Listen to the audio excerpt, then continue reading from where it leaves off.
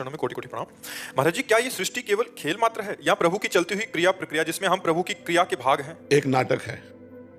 एक नाटक है।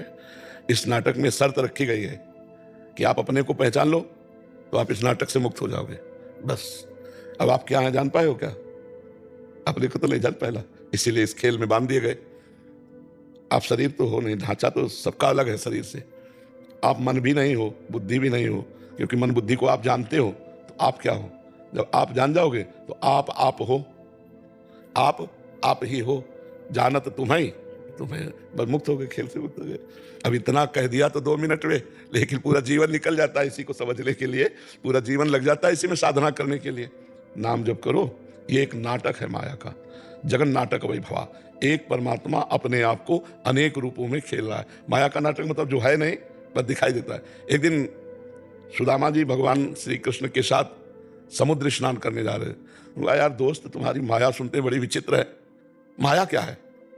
भगवान ने कहा पहले समुद्र स्नान करते हैं, फिर बाद में बताएंगे। गए, जो सुदामा जी ने डुबकी मारी, उन्होंने देखा कि वो एक राज्य में पहुंच गए। उस राज्य में स्वयंवर हो रहा है। तो सुदामा जी स्वयंवर देखने गए तो हमने कहा आओ आओ आओ, ये तो बड़े पूजनीय है, श्री कृष्ण द्वारिकाधीश के मित्र हैं। और इतना कह रहे थे कि उस लड़की ने जयमाला डाल दिया। अब तो ब्याह हो गया, अब तो पूरे राज्य के स्वामी हो गए। वो राजकुमारी ही वहां की मालकिन थी। अब तो 8-10 लड़के भी हो गए, कई वर्ष व्यतीत हो गए। इसके बाद वो राजकुमारी मतलब जो रानी थी वो पधार गई। वहां का नियम था कि पत्नी पधार जाए तो पति को जबरदस्ती उसके साथ बांध के जलाया जाता था।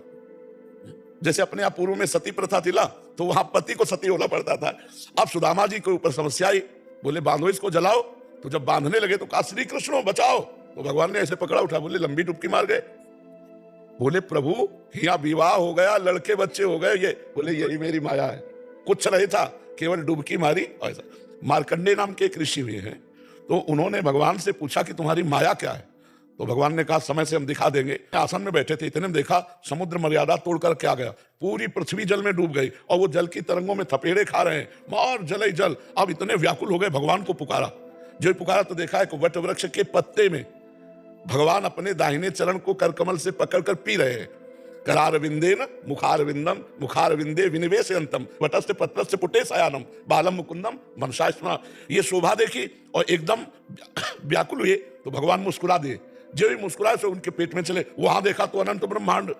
अब फिर भगवान ऐसे जमुआई ली तो बाहर आ गए। फिर देखा वही प्रलय, कांप गए। भगवान से प्रार्थना की, भगवान मुझे बचाओ।